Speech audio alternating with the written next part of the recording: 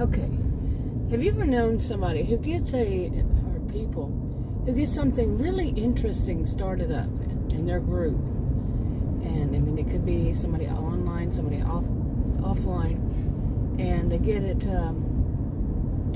all up and going. It's like things like, say it's online, a certain genre that people haven't even considered that they could do this and get a group together, and this group actually does this or that. Maybe they do it online, but then they go out and do it in the real, it's all real world. Often do things out in the face-to-face world, let's put it that way. From what they don't do it together because they want to keep their privacy and all that, and they've learned not to trust, not to trust people just because they're online, as if that is really something, that just because they're in a certain group, or they've learned, don't just trust anybody online. It's a good lesson to learn. So, but they send each other out, or they go and do things that they know they can later on say, well, this is what I did and it should help, but they don't say when and all that. But think about the people who started up, and that these are people who actually they can verify are legit somehow, some way.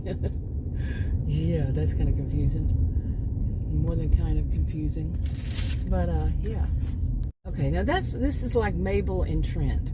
They're a married couple, and they're in Victorson County. They're some of the members of the elders, and the elders basically run the county, and they can actually stay anonymous still, but they can prove that they are who they are, elders, with staying anonymous. And that's what they did. And Lola and Trent, they wanted to start up something new for people. Now, not Lola and Trent. I keep saying it. Mabel and Trent. Mabel, she is into like true romance. Those old-fashioned true romance magazines. But she also is like a little bit of a matchmaker. The old-fashioned matchmaker. And Trent likes true crime. And he wants to start up he's seen people talking about true crime, but it's very disorganized online. And they have two for that county. One's called Virtual County, and the other one's called Outcast Online. And yeah. But anyway, they're going to start organizing their groups.